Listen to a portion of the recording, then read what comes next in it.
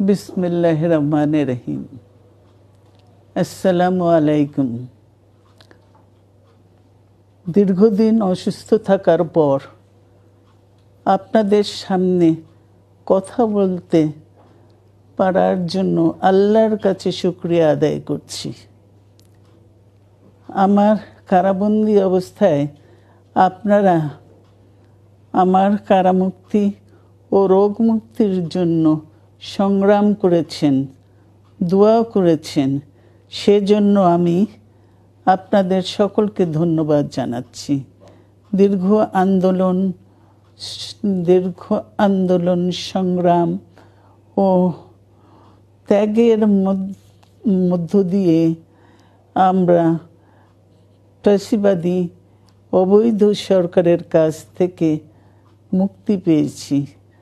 আমি আন্তরিক ধন্যবাদ জানাতে চাই আমাদের বীর সন্তানদের, যারা মরণপণ সংগ্রাম করে এই অসম্ভবকে সম্ভব করেছে। শত শত শহীদদের জানাই শ্রদ্ধা। এ বিজয় আমাদের নতুন সম্ভাবনা নিয়ে এসেছে। দীর্ঘদিনের নজিরবিহীন দুর্নীতি, গণতন্ত্রের ধ্বংসের স্তূপের মধ্য থেকে আমাদের নির্মাণ করতে হবে এক সমৃদ্ধ বাংলাদেশ। ছাত্র তরুণরাই আমাদের ভবিষ্যৎ। তরুণরা এই যে স্বপ্ন নিয়ে বুকের রক্ত ঢেলে দিয়েছে, সেই স্বপ্ন বাস্তবায়নে করতে মেধা, যোগ্যতা, জ্ঞান ভিত্তিক গণতান্ত্রিক বাংলাদেশ গড়ে তুলতে হবে।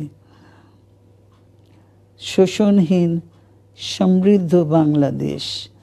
সকল ধর্মের গোত্রের অধিকার নিশ্চিত করতে হবে।